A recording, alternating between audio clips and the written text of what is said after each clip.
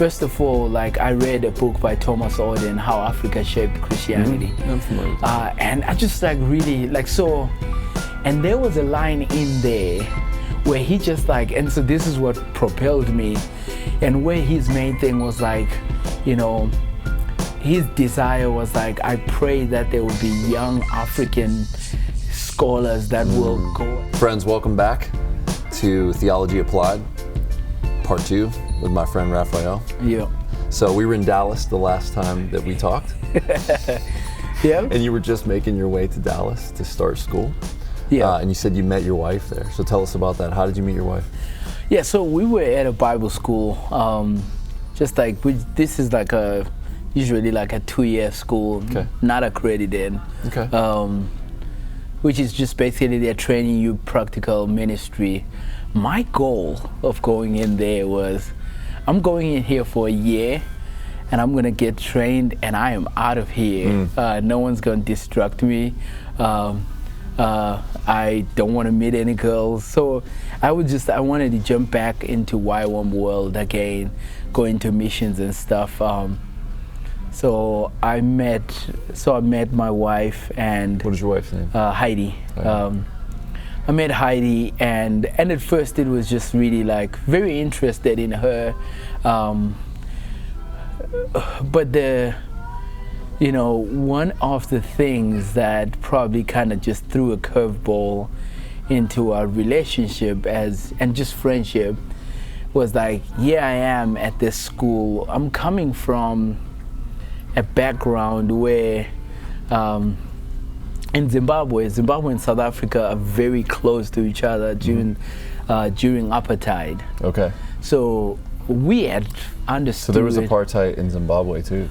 We had more remnants of that. Like just really like it was.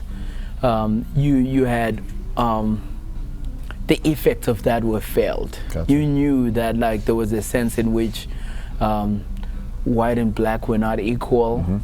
There was just like, and so here I am. I'm at this school. We're going to school, and I meet this white girl.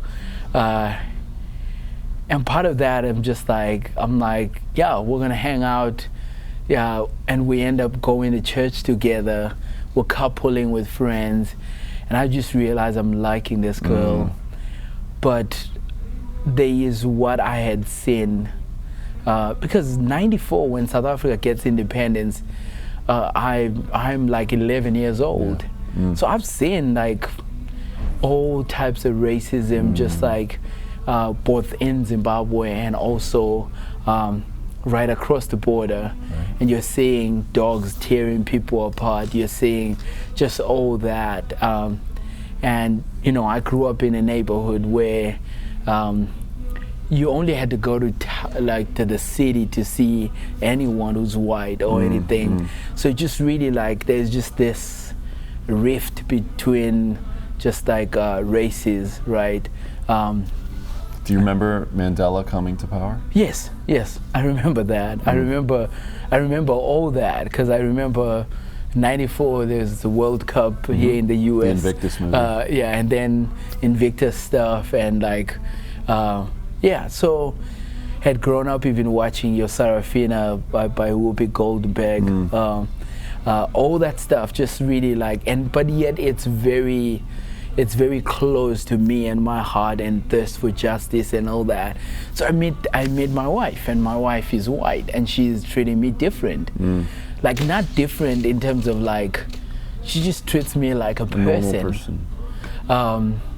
And for me, I just like was like, what's up with this? Like, so we are friends. We're serving at children's church at a church that eventually I became a youth pastor at and an associate pastor at. So I gotta ask, was this a white church or a black church or integrated? Very multicultural, like very multicultural.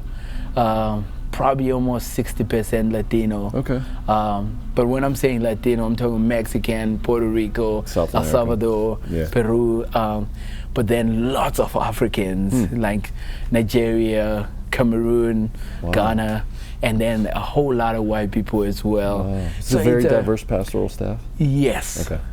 And so I'm talking about like just diverse, like in terms of like at this church, senior pastor is white, executive is white, but like we have another pastor who's Ghanaian, a Zimbabwean youth pastor, young adults pastor who's from Ukraine, another formational pastor who's from, I think she was from Poland.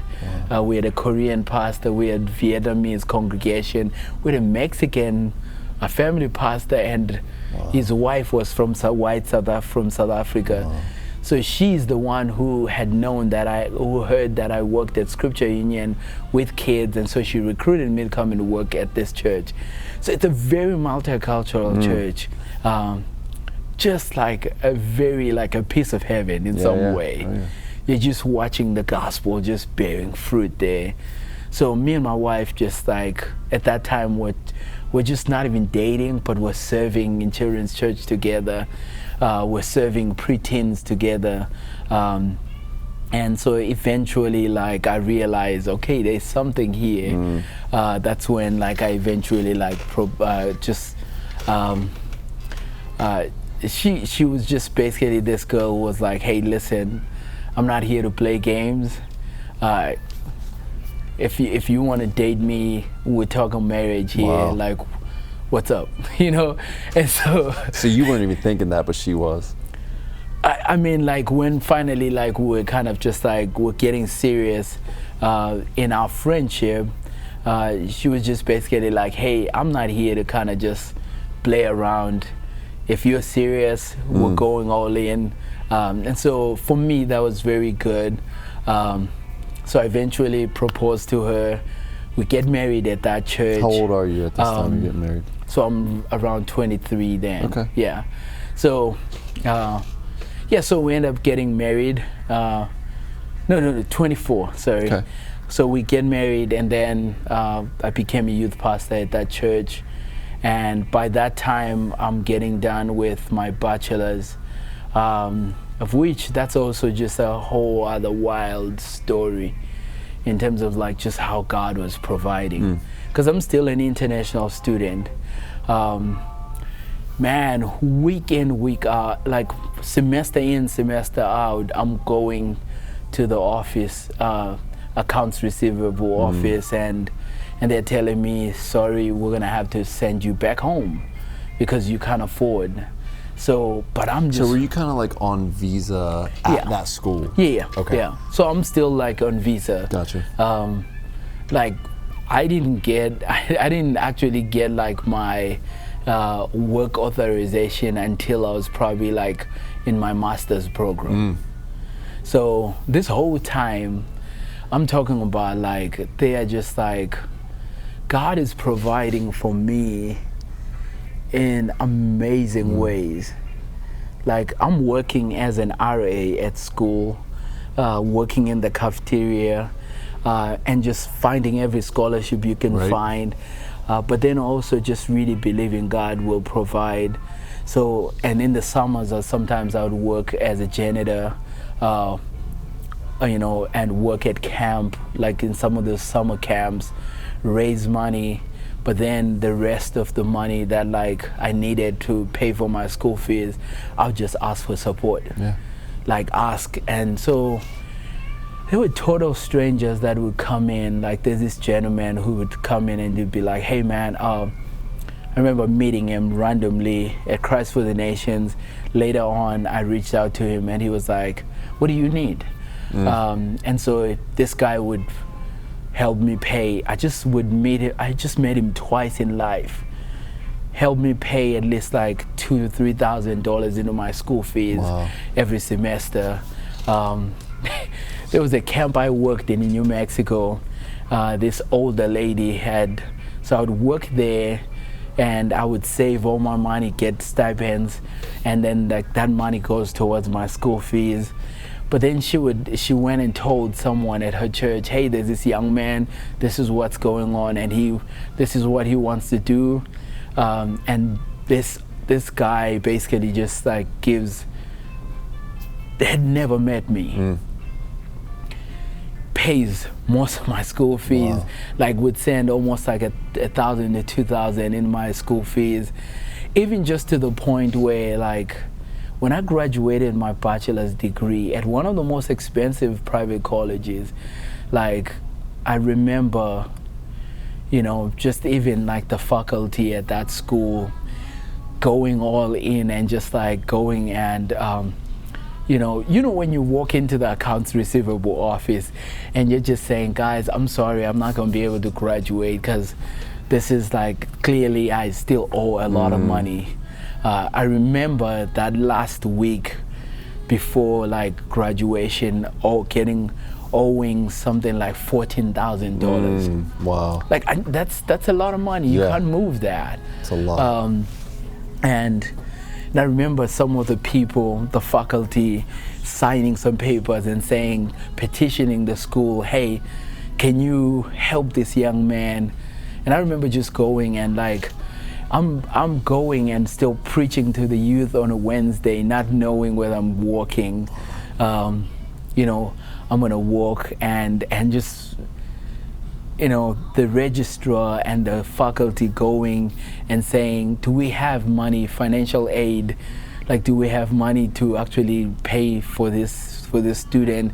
They had actually said they would actually ask me to be the class speaker of that year. So I watched God move $14,000 like just like that week. And I'm talking about like, and once again, really just kind of bringing to full circle, though mother or father forsake you, I will take you in. And I remember just standing, speaking, addressing my class and just like, and just saying, guys, you know, I only came here with this one promise that God was going to adopt me. Wow. And he has become my father through and through. And yeah, it was, so I graduated, and then after that, got married to my wife. After that, with my wife, and then got hired at this church as a youth pastor. And interesting, in Dallas. Yeah, in Dallas and Grand Prairie, Texas. Interestingly, right after that, I wanted to do my master's. And one of those gentlemen that had said that had been helping me pay, you know, like I had gotten a scholarship at Criswell College. And one of those gentlemen, I remember reaching out to him and say, hey, could you help me pay the difference? And he was like, what do you need for the whole program? And this dude comes in. And so by the time I graduated my master's program, I had no loans. Like, and you know what that means. Oh, that's a lot. Like that's just like God moving mountains for me. And part of that is just like, and just really just saying, and Matthew chapter 11 for me became, take my yoke is easy. Burden is light. You know, and my burden is light. And I looked at ministry as the easy yoke. Wow. And saying my weariness and my burdens, God, take care of that. Like, I don't know how to pay for my own school fees, and to tell you the truth, like even at that time, I remember God providing even in some way of just, you know, providing in some way of even giving me. There was also an American family that ran this camp. I would volunteer during the summer. And this family became basically like, they were like, you're not spending Thanksgiving by yourself. Love it. You're not spending, you know, like, because sometimes like sometimes we would be at school as international students, everybody scatters, cafeterias closed, you're all by yourself. And you feel like an orphan, like really just like that. Like, and they were like, no, you're not spending, you know, every Thanksgiving, Christmas, they put an ornament on the tree. They were like, we're adopting you. You are becoming a son to us. And taking me in. And man, to tell you the truth, this family like has become just God's amazing, just like tangible, like just grace towards me in a way that like, real talk, like, you know, at my wedding, they do my rehearsal dinner, like, and just like saying they go and they basically like, they're in ministry, but like they make sure that like I have everything that I need. I couldn't work at that time because I still had visa issues. I still have like, a house fully furnished and a million ways like, and God is coming through insane, man. Like in a way, and just for me, I think like that was really just watching God saying, hey, I've got you. You be about my business, and the provision for whatever you need is not, but yet it's not guaranteed because I'm still fasting, right. I'm still praying, I'm still at the end of like, here we are at our wedding, like literally like on the day before the wedding, my wife had literally like, she's going to school, she gets an overpayment check, and that's what she uses to pay for a wedding dress and all that. We've got no money, man. Like in the church, the pastor's gonna do our wedding. The church, the church is taking care of a ton of things, but we have no money for food. The parents for our kids, the youth ministry are the ones who are like, what do you have? And man, watching Latino mamas kind of come through for you, like taking $600 and turning it into a ton of food. Like all the people that can bake, making, like you couldn't tell at that wedding, but just like, and we had no cap in terms of like who was coming to our wedding. We're dancing so full of joy, broke, but yet God was like taking care of us. I love that. And so it was very just amazing step by step of watching God take care of us through it all. And I remember we couldn't even pay rent. There was a couple of times when just like, I thought my wife was going to divorce me, man. Straight up, like I married a bum, like, cause like there were times when, for example, one story, Texas shuts down when there's ice. Right. Cause like not like here in the Northeast. Yeah, they don't know how to navigate that.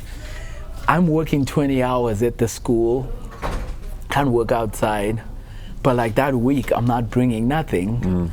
I'm not bringing anything. She can't bring anything, and rent is due that week, and we're sitting and we're looking, and I'm like, and being a man, and being a man who really wants to provide for his family, and that week I remember just saying, please don't call your parents this time. Like I don't know for help. Yeah, to ask for help. I just feel weak. I feel like, what am I gonna do? Feel you. Yeah. So, and lo and behold, man, we sit down, we pray, we ask God provide for us, and that Sunday morning, we're gonna wake up and just go to church. Monday, rent is due.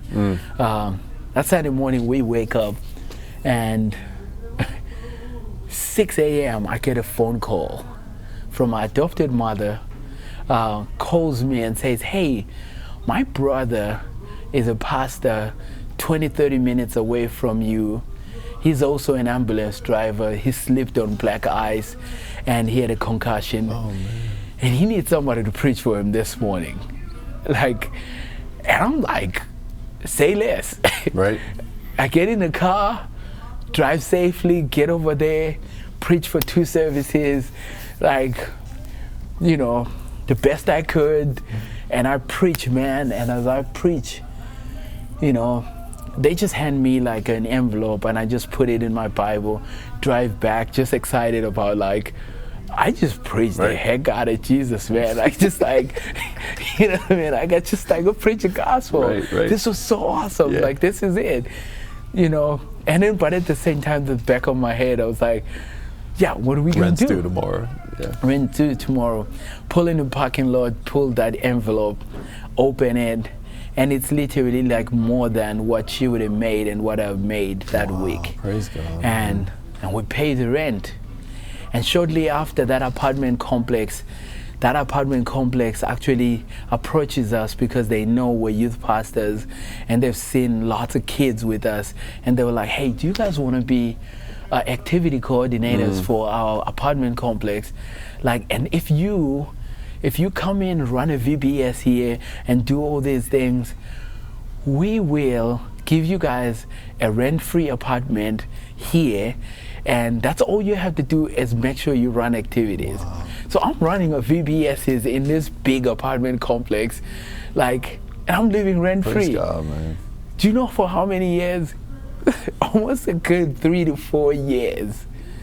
Like, I'm living right in the Dallas Metroplex, and I didn't pay rent. Like, that's just God, like right God, there, like where it's almost like, just watching then, like just what it looks like just for, you know, this is not a health, wealth. No, not at all. You know what I mean? This is just like, God promises to take care of his kids. He's certainly taking care of you. And man, he's taking care of us. And you know, my wife is helping. Our first son comes in, and just watching, just also God using saints like, so that family that adopted me, right when she's in the hospital, they were there for the birth of every one of my children, helping me. And even to the point when I even lost my job, like when finally I resigned from that church, there was lots of just like other, now we were kind of burned out. Like, cause I was now working, doing my master's, working at FedEx Freight overnight, and then still being a youth pastor. And at the same time, like, you know, the church is dwindling because the pastor who had hired me had left. And the new pastor had come, and it was rough. Hard transition. Borderline, like some spiritual abuse stuff. So I just don't want to do anything with ministry at that time. You know, I'm sleep deprived. You know, my wife is, because she had been thrown into the children's church minister had left.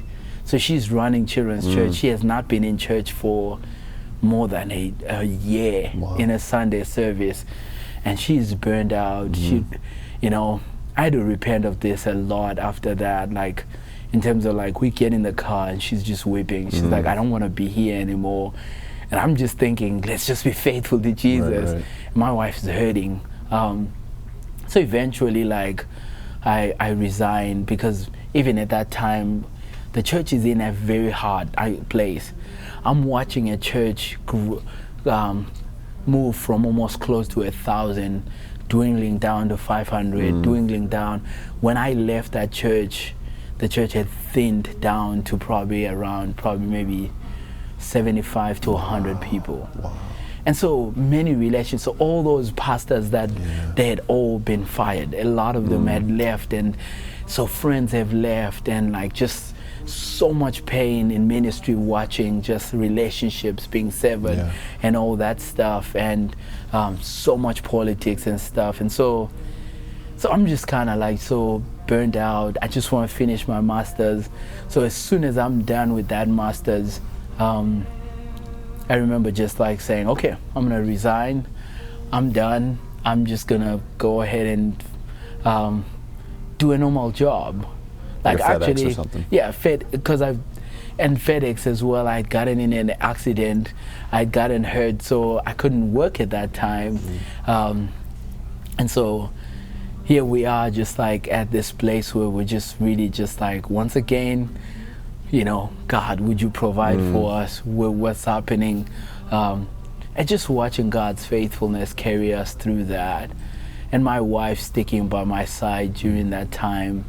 And, you know, my family, my adopted family, my wife's family coming alongside to take care of us.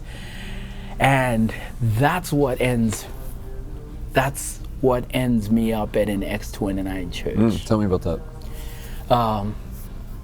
A friend of mine who had done our premarital counseling, who had been a family pastor at this church, ends up at an X29 church, Stonegate Church in Midlothian, Texas. Wow. He is hurt, and he ends up actually getting there. He's got 6-7 kids at that time, and he's just been left for dry. A brother that I love, man, just loves Jesus with everything. and he's really just like my pastor, basically. Like, I would call him, he would whip with me, walk me through purity issues, walk me through a ton of just like issues, helping me and my wife. So he was like, bro, I found a community where the gospel is prized. Because I'd been listening to your Chandler Driscoll, like, you know, in Texas during that time. Yeah. Gospel centrality is just exploding, and I know what I want. And I want gospel centrality. I'm tired of just a million other things. So I walked into this church. They're preaching. I was in that church when they were preaching right probably like towards the end of the Gospel of Mark. Okay. And I'm reading and just really watching Jesus and being shamed and the pain and all that. Expository preaching. I really just like had come from a church that had really prized expository preaching. So I wanted something like that, but watching not only just the gospel preached, but community come alive intentionally, like where I sat down, because initially I interviewed at this church for a youth pastor position. A youth pastor position, because that guy had said, hey, there's a youth pastor position open, you know, come and just and interview here. So I went there, but Rodney looks at me and he's like, Raphael, you just look like, first of all, I just want you to sit and heal. And I remember, man, like being in church, you know, that's when good Father is coming out during that time. And I'm really just like, I needed that. Once again, you see the theme from my salvation, kind of like... Adoption was real again. Yeah, it was, and I'm weeping at every sermon. I'm discovering the joy of being a Christian again, sitting in the pew, just wanting to just go into church, just like not concerned about anything. I want to serve and stuff like that. But they were like, you know, Rodney is like, just be here. Just, it's okay. And so eventually, like, so we're at this church for a good, almost like a good 5 to 6 months. Like 3 months into it, I'm just really just like, I'm experiencing so much joy and healing and all that. That's when, so Rodney had said, hey, listen, Raphael, I think you probably are more ready to get into a church planting residence rather than actually be a youth pastor. We think you're good for this. Wow. So, you know, hit up Tyler Powell, some of these guys. What year is this? This is now 2013 into 2014. It's about the same time I was assessing. Yeah. So they still have boot camps at that time? Yes, but like I didn't go to one, but they made me watch the St. Louis one. Okay. That's where like Dwayne Bond still look fresh, and like I tell him that like, man, I hung on every word you say, Doc. You know, so that's when like I remember volunteering for an X29 conference in Dallas. Like it was one of the North American conferences. Attending, I remember that. It was like 2012. Yeah, you know, attending just a lot of the sessions and stuff like that. I think it was 2014, I think. And right around that time, that's when the church in Pennsylvania had been dwindling down. So for almost 8 years of me and my wife being together, I've been going to that to Thanksgiving, Christmas, all that time, and I watched their church. So you were traveling from Texas to Williamsport? Just for Christmas and stuff, like just to come and see, because Williamsport is where my wife is from. Okay, that makes sense. So yeah. Sorry, I forgot to connect those dots. She's from there, but they're calling us to come for 2 years. Like during my time when I'm doing my masters, they're asking, "Hey, could you come and pastor us?" I didn't want to, right? Because I'm a big city boy. She doesn't even want to go back home. So for her, like she left right after high school, you know. So they keep asking us to come. I'm trying to get into a residency program. Stonegate can't take me, and I am set to have an interview with Jim Essien from Paradox in Fort Worth, and I'm gonna try to at least so that my plan was to get into that residency and then go and finish up my residency and try to ask to finish my residency in South Africa with Ross Lester. Yeah. So that I can plant a church in South Africa. I just wanted, I was still just trying to make a beeline back home. But then this church was calling over and over, and then I got totally hit. He got hit by almost like a semi when one day, I think I was coming back from FedEx Freight. It's around 4 a.m. I'm on my last interview for some Bible school to go and be a dean of students or something like that. Because I want nothing to do with the local church at this time. So I'm saying no to going, yes, to a residency, but I would rather be in a school environment and parachurch kind of stuff. I watched a Tim Keller video. Remember that, why God cares about cities. And he talks about Jonah, Jonah talking about the 120,000 people, just don't know the right from the left. What about that? So I remember looking up Williamsport in Lycoming County and saying it's a population of 120,000. I was like, come on. Look at that. And so sticks it into me, and I was like, why did I watch that video? And my wife wakes up. That's awesome. My wife wakes up and she's like, I know I've always said I don't want to go home, but I think we need to go home. So I had gone to go preach at that church. It's dwindled down. I preached at that church sometime in November 2014, and they pressed even harder. But this is what they said: Raphael, we want you to, I have even the email, we want you to come and be our pastor. We promise you, we don't promise to pay you anything because we don't have anything. And so for me, here I'm looking at here we go again. Here we go again. But at the same time, this is now I look back and I'm like, I don't have loans. The only thing I have there is literally my van payment. I have 2 kids. My wife is pregnant with our third, and we really have minimal pay, like loans or anything. Only thing we have to pay is $250 and food and all that stuff. And so for me, I realized who's better positioned to go to a place like this than someone who really has minimal, You're not being tied down. Yeah, I'm not being tied down. I'm not being driven by loans to actually to find a better job or to, of which that's where I was so grateful for God's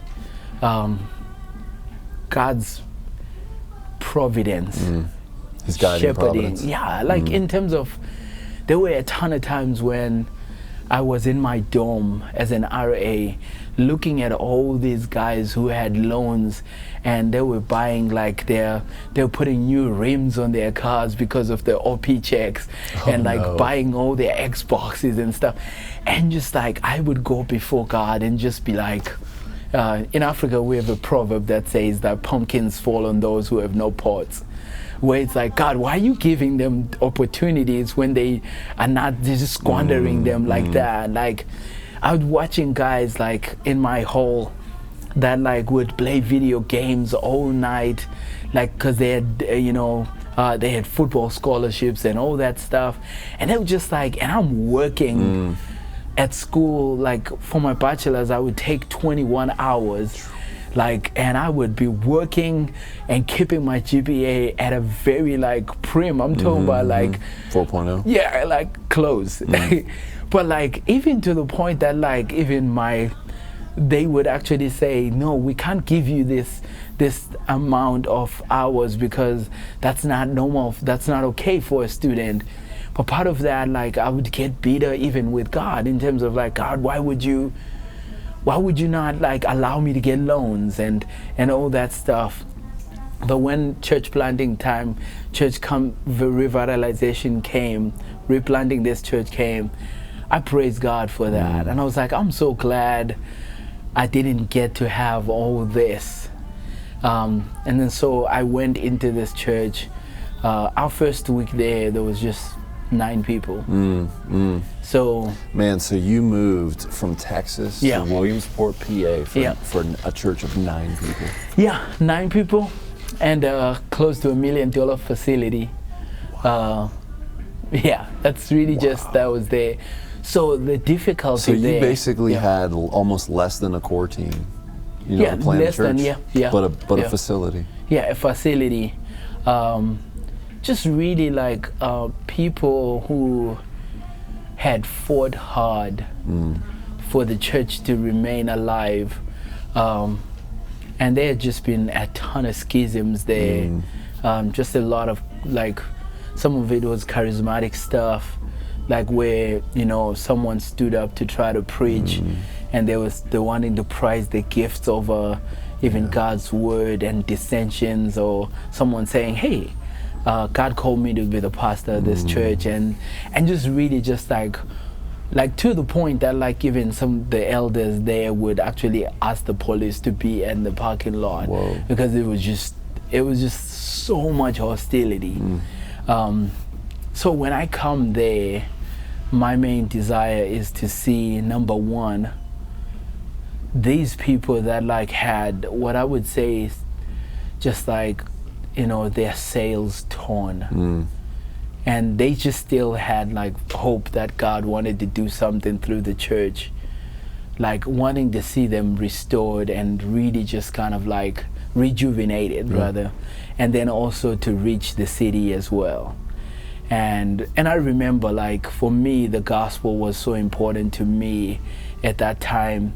And you know, like whenever like the cross event, when you're looking at different times in life, you know, sometimes it's the death of Jesus, sometimes it's a cross, sometimes it's the, you know, sometimes the resurrection, sometimes it's like being at the bottom there.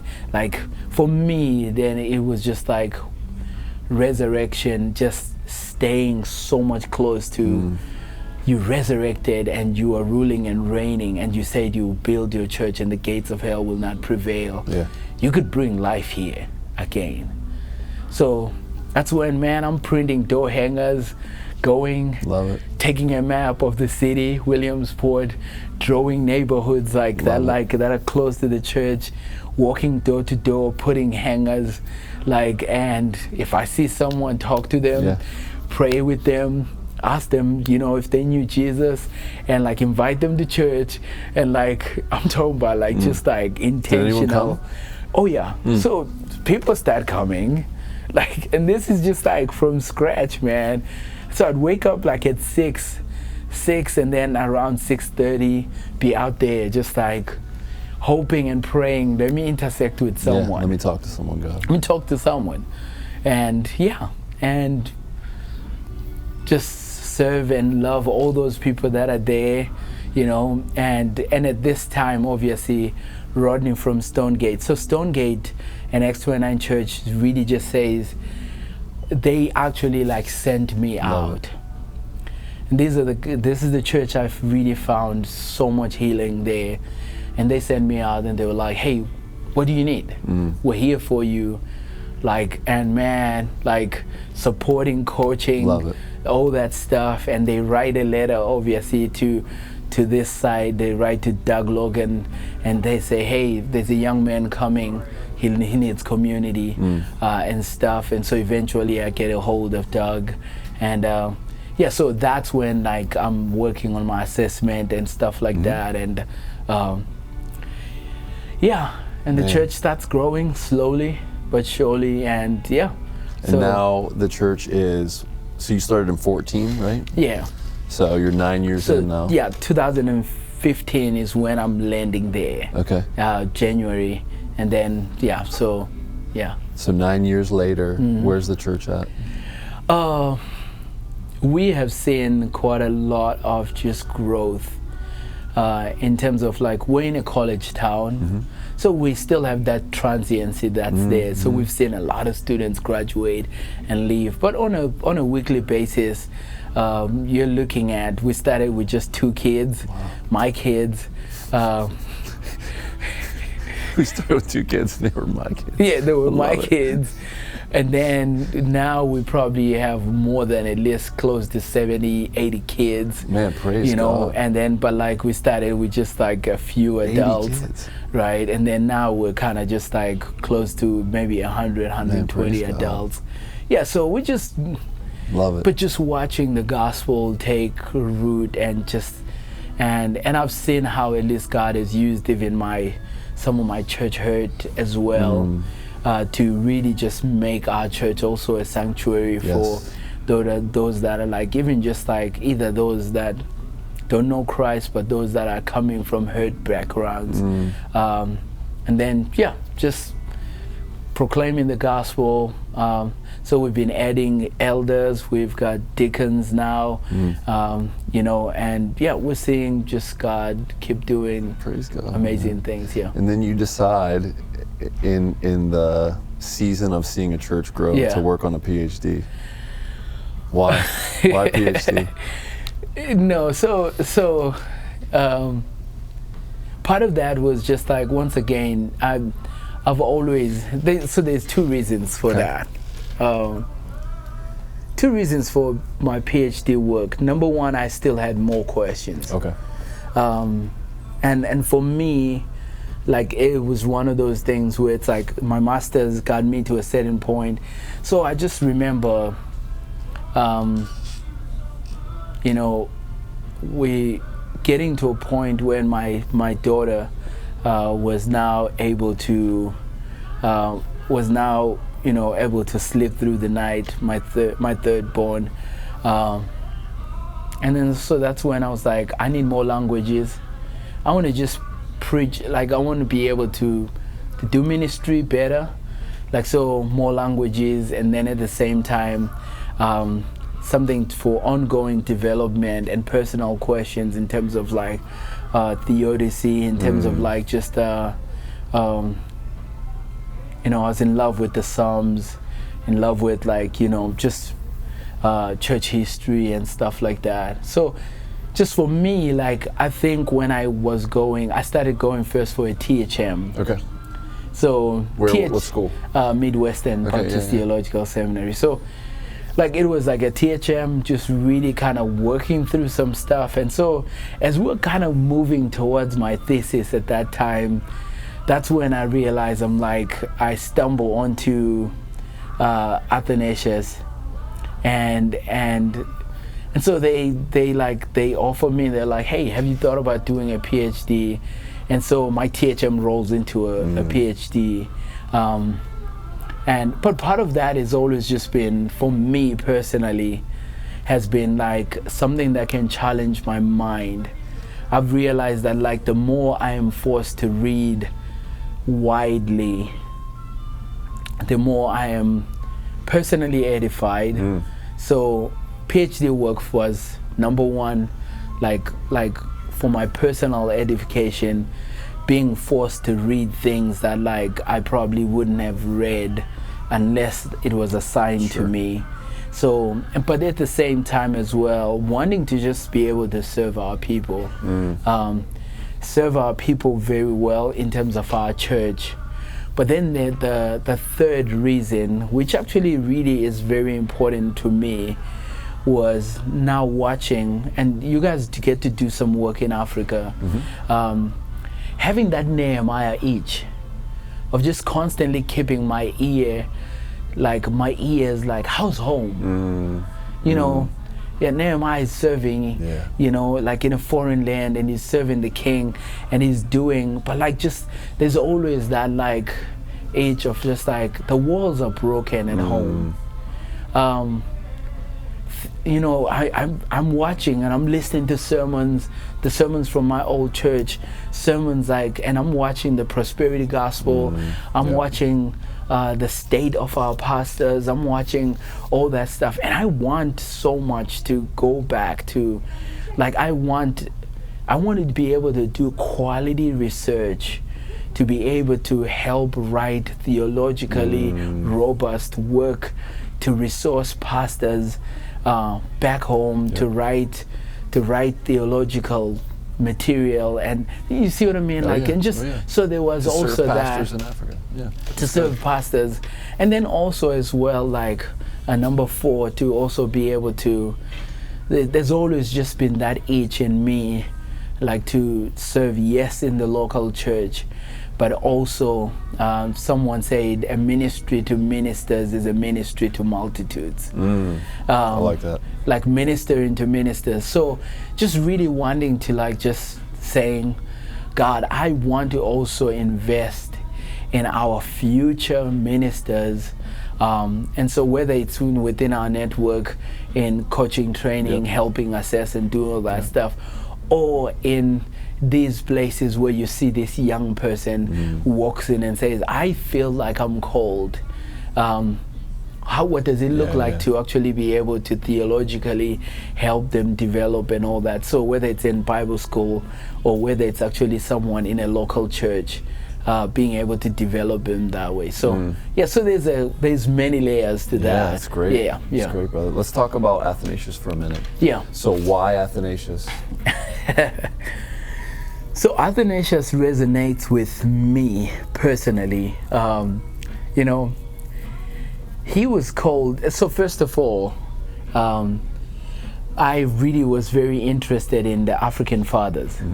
So you got Tertullian, Augustine, Athanasius. Athanasius and Cassian and all these other guys. But looking at him, for me, I was interested in, first of all, I read a book by Thomas Orden, How Africa Shaped Christianity. I'm familiar with that. And I just really, so, and there was a line in there where he just and so this is what propelled me, and where his main thing was his desire was I pray that there will be young African scholars that will go and plumb the depths, plow and just and go and look at the depths of how all these people that contributed to theology, to the fabric of theology, and begin to now call even and begin to actually bring them to come alive within our time. So for me, I'm reading Augustine, so I'm reading Augustine. They made me read City of God. They made me read On Christian Doctrine, Confessions, and all that. But then when I'm reading Augustine, he picks up him and his friend are going right after, spending some time with the emperor. They're going, and he picks up the biography of Anthony. And then who wrote it? It was Athanasius. So for me, that propels me. I'm who's this guy? And found out he's an African church father. He was there with Bishop Alexander at the Council of Nicaea. But then what resonates with me with him is just the path of, man, this guy has taken a beating. Talk about trauma, talk about stress, talk about persecution. 5 exiles. 5 exiles from 5 different countries. 5 exiles, chased by 5 different, 4 different emperors. Constantine exiles him. Constantius, and all these other, whether it's Julian the Apostate, who's really just wanting him out because he is promoting Christianity in a very heavily Greek place. And and then at the same time, so from outside he's being persecuted, from inside he's fighting for Jesus is the Son of God. And so the Arians are coming after him, and they're teaming up with the Milesians, and they're coming for him. So they're chasing him. He spends more time in the desert. He is running.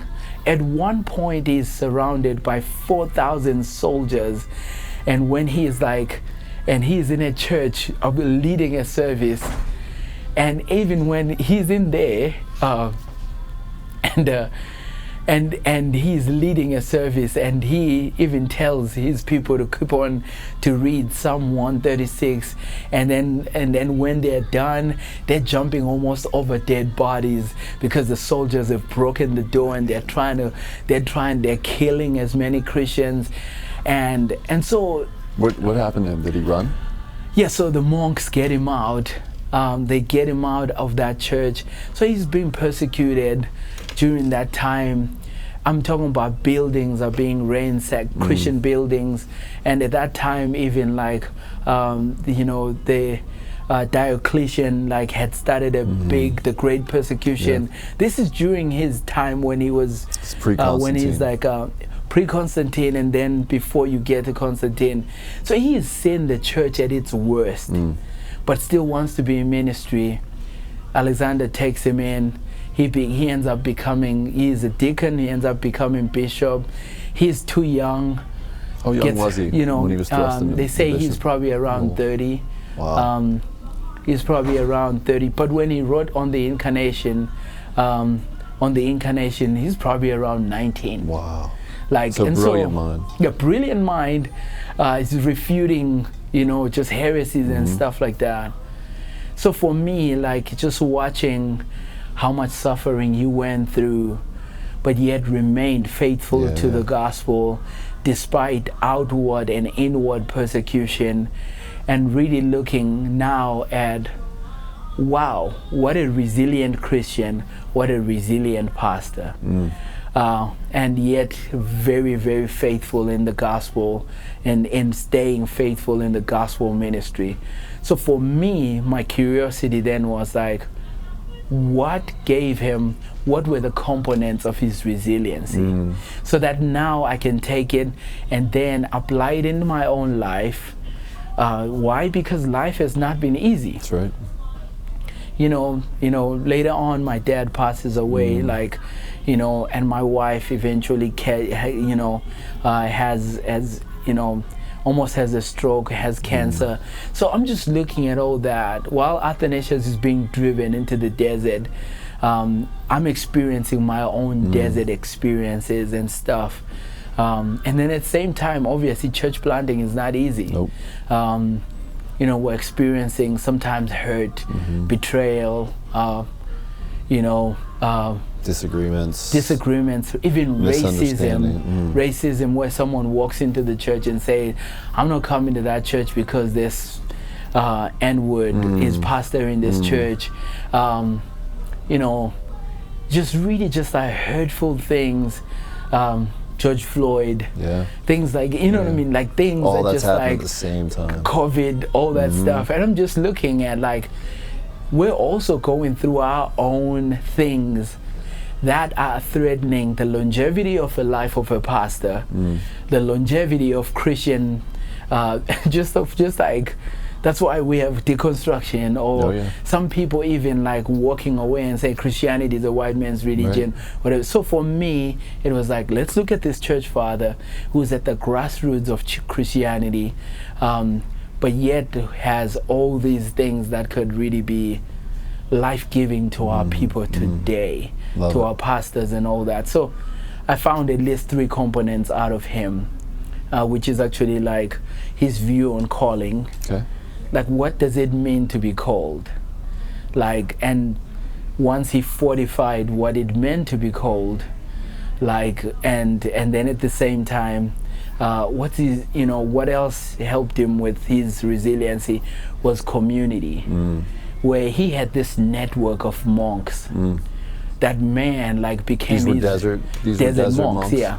So that's actually where he develops a relationship with Anthony.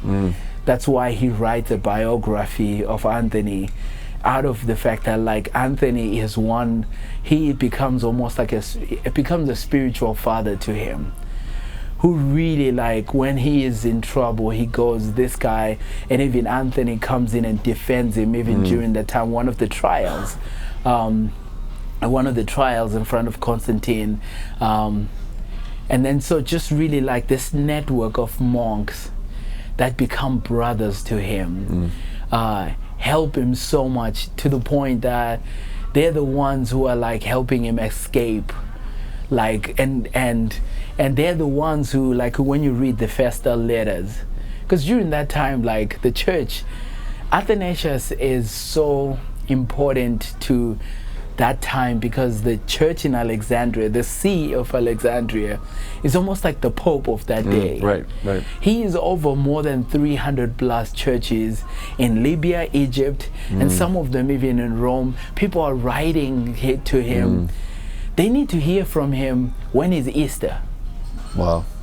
So he has to write to them, you know, when they observe Lent to the time of Easter, and he has to challenge them and write to them a sermon of like, we're going to have Easter on this such a day, and please make sure you're fasting, you're savoring what Christ has done and all that stuff, and updating. Who's delivering those letters? It is this network, this underground, like, tunnels of monks. They're taking and they're delivering these letters.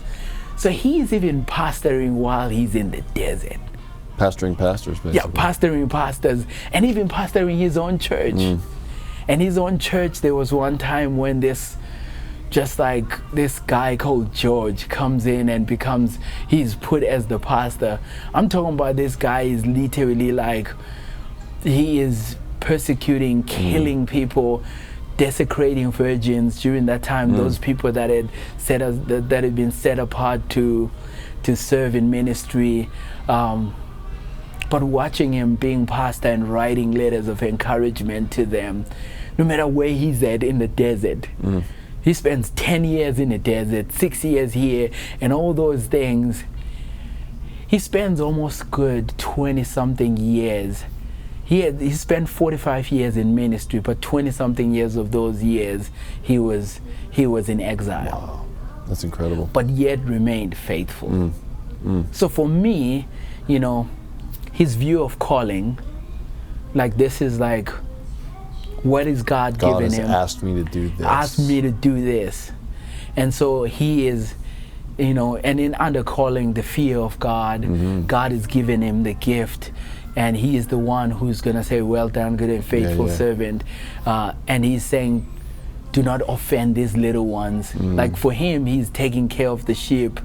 Like, what does it look like? And then also he's been set apart for this ministry, has been assessed and called by and laid hands on by his community, and people have called him to be bishop. And then community, there's monks around him that encourage him. And these are the ones that encourage him to pray, to memorize scripture, to do all those things. Brothers that he travels with, which actually just is a blow to celebrity pastors today. Right? It's just a blow.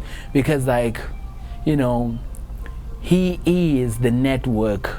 Like, he is the figurehead of that time, but yet he is nothing without this network of his brothers around him. But these brothers are so obscure people that don't even want recognition. But yet that's why he writes Anthony's biography. And then the third thing was the Psalms.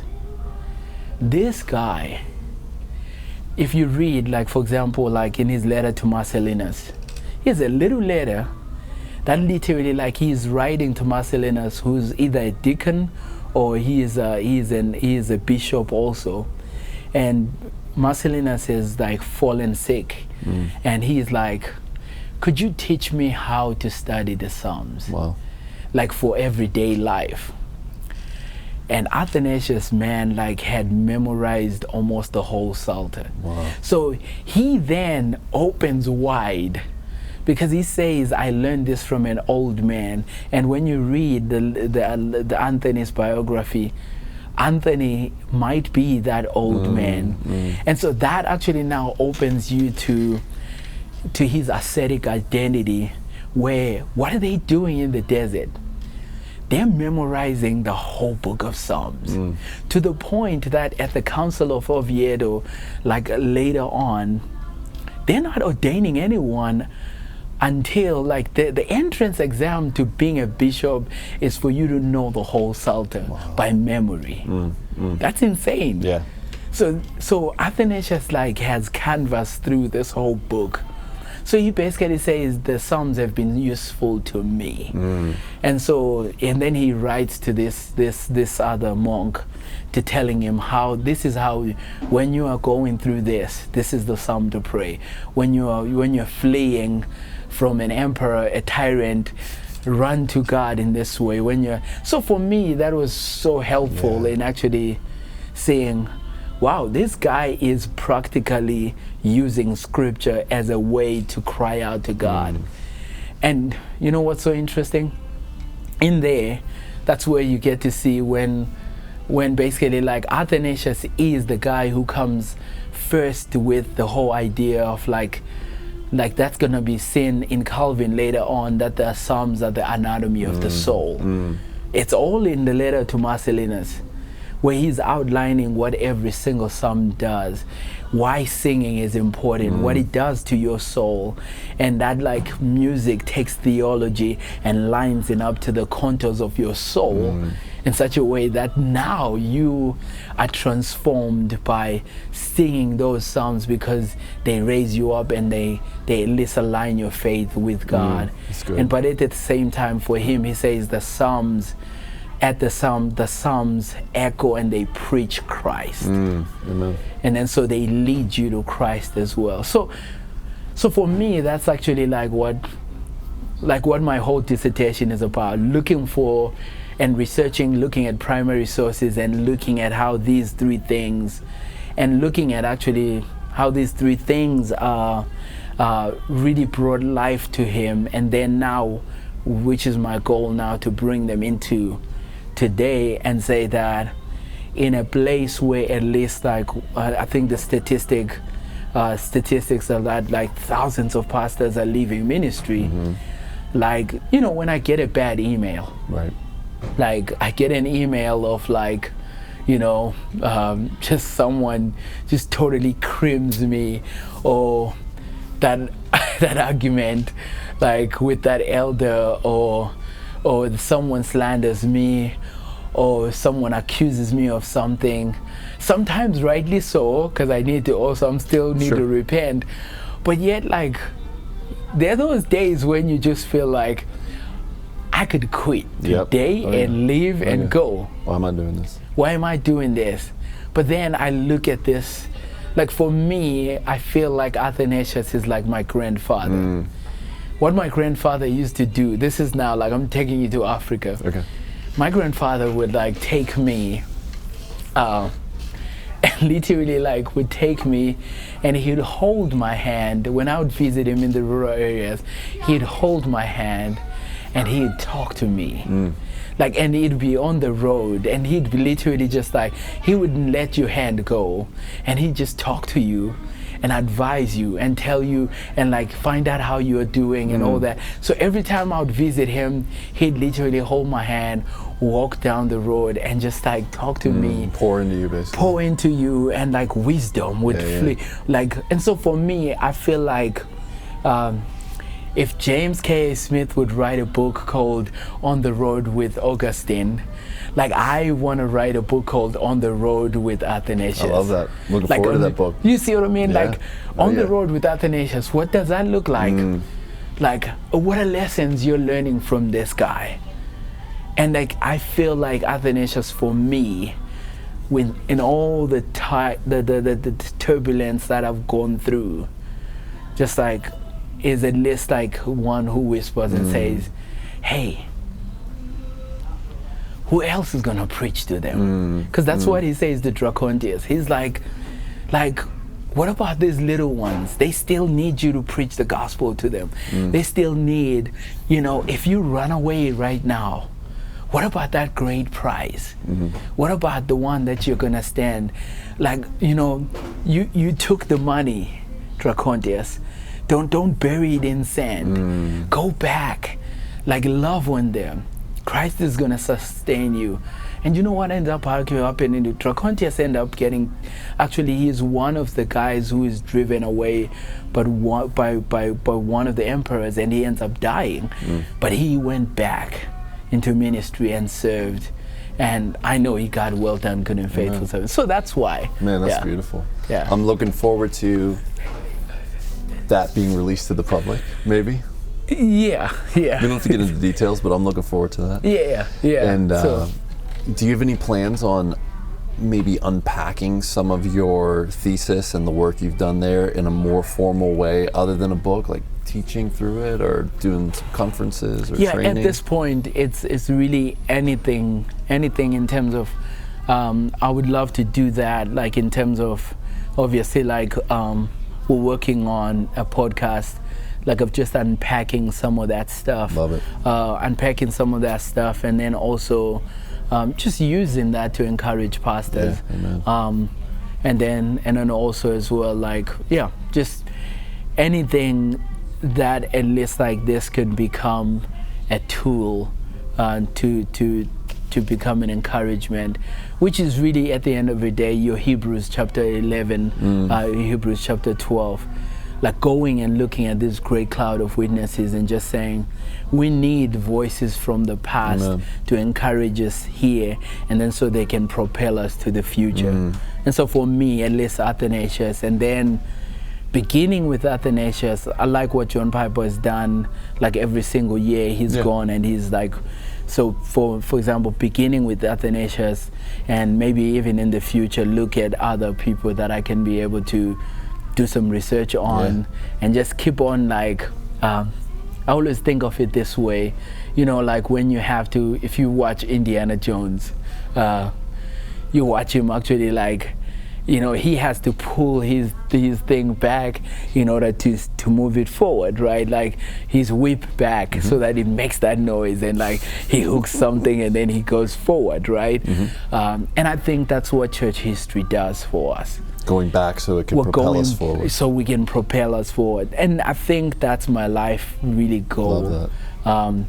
To do that, and then also just to really, just to encourage pastors, put a little bit more weight in terms of like, what is it that God has called us to? And put a little bit more emphasis on, man, Scripture is able to sustain us. Amen. And not only that, Scripture, prayer, like all those things that you see in this monastic community that like Athanasius finds himself in, and then taking those practices and saying, guys, we still need that. It's just an encouraging pastors and people. At the end of the day, when you come back from that, and this was one of my main driving ideas from this, was that like we all need to get into a training program of godliness. And that's really what at the end of the day, you see this guy, he is a bishop, he is a theologian, he's a church father, but he's also an athlete for God. Which is really at the end of the day, the whole idea behind the Desert Fathers. They pursued spirituality because they thought they were athletes for God. And so they wanted to take off every single thing that would actually slow them down. That's why Anthony sells everything and goes to the desert. And then he then becomes what? An influence to many. His life bears fruit. Whether it's emperors coming to see him, and Athanasius becomes a pastor to pastors from him, and there's a lot of people that really benefit from him. Augustine's conversion story there. There you reading go. The excerpt. And even more monastic communities were birthed from within that vein. But even though later on the monastic community gets to be crazy, and that's why we shun it a lot, because we're so aware of maybe your 10th century stuff. Got weird. Yeah, it got weird. Godliness mysticism, by, all that stuff. Suffering intentionally. And, yeah. So it gets weird because we see maybe the ugly child that it birthed. But then yet when we go back to the grassroots and we're looking at some of these guys like your Anthony, and some of them are just wanting to follow Jesus. And it was literally the life of discipleship that they were really chasing. So for me, then it's like, what does it look like to come out with, take some of the healthy stuff, debunk some of the unhealthy stuff, take the healthy stuff and still say, guys, this is part of our heritage. That's right. Like today, our church is not doesn't fast as much. The prayer is not as much valued. The very things like solitude, like you and I work with pastors, we have to really try to fight for them to even get rest, rhythms of rest and all that stuff. But yet, all those, if you look at every single piece of literature that's being pushed forward right now about spirituality, you know who they're going back to? They're going back to the Desert Fathers, because they had done a great job in actually bringing that forward. So there's treasures there that we should be mining, and you are doing that work of mining some of those treasures and bringing it into, this age, this modern age. Man, we appreciate that work. I'm really looking forward to to reading your published work and hearing your podcast and all that. I can send it to you. It's still, I have my dissertation. It's good. It's good to read though. I'd love to read it. Send it to me. Brother, anything you want to say to the watchers before we end up here? Any encouragement, anything you'd like to tell them? My encouragement is just, I think, getting to the point, like starting from looking at, I always have now had to live my life in this way. And this has driven me towards gospel centrality. If my Christianity or my life was the house burning, to think about what is the one thing I would run and get from there. And for me, it just become Jesus. The gospel is life. And so when Paul says for me to live is Christ, I think that it just doesn't need to just only be here. I think in suffering and all that, and in life, I've had to learn to bring it here, and to become, gospel is life. Jesus is life. And I think if there's one thing that I would want to drive towards us, and whether it's actually just from my life or from my studies, and whether it's actually even planting a church, it's been realizing that, everything can go, everything can be lost, but as long as you've got Jesus, you're okay. You've got everything. That's why I would probably want to encourage people to really camp in those passages that really do expose you to who God is. So for me, Isaiah 40 is probably one of my life ones. Love it. Behold your God. But yet, when you behold him, if he's the one who measures the waters, in the hollows of his hands, in the hollows of his hands, measures the galaxy in the span, and weighs mountains, stars, all of them have names and all that stuff. If he's the one who's doing all that, can you just imagine? And God there says, to whom then will you compare me with? And he says, how can you say that you're not taken care of by me? And looking at that promise and knowing that in Jesus, that same Isaiah is actually driving you towards what? This one that like a bruised reed, and a bruised reed he will not, a smaller and weak he will not despise. He will not, and driving you to this man of sorrows, acquainted with all grief. Then he becomes, and obviously like between Isaiah 53 and Isaiah 66, that's where the new heaven and new earth, it means that like in Christ, now we have this, like John 1, with this God of the universe, the one who measured the hollow, the one who... Without him, nothing was made. Yeah, without him, nothing was made. He has now come and become flesh. And he's now sympathized with all our weaknesses, but now in the already but not yet. He meets us in our suffering, but he's taking us to that new heaven, new earth. Love it. But in the meantime, in the present, between those two epiphanies, right? In the present, he walks with us. And he sustains us by his grace, and he changes us by his grace. And so for me, that's what I want to leave you with. The story you just heard is not really about me, because as far as I'm concerned, I think standing on top of that building, I should have been dead if it wasn't for Jesus. Amen. And him calling me, like, there's a million ways I should have not been here. But with Jesus, then he's become my all in all.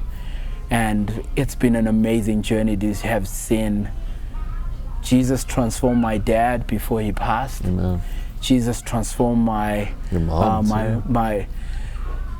my mother. Like, there's a lot of things I just don't know about there. Your sister, definitely. But my sister, transforming my sister. But now, just this week, I was talking to my young brother, and I was encouraging him. And my young brother loves Jesus. He's one of the most God-fearing men. Jesus transforming family, and then Jesus transforming people around me. Amen. So I'm all in on Jesus. So that's really what I would say. If anything, all in on Jesus is everything, and everything else is nothing. Amen. Yeah. So if you have Jesus, you have everything. Yeah. But if you have everything else, you don't have Christ, you have nothing. You have nothing. So for me, that's really it right there.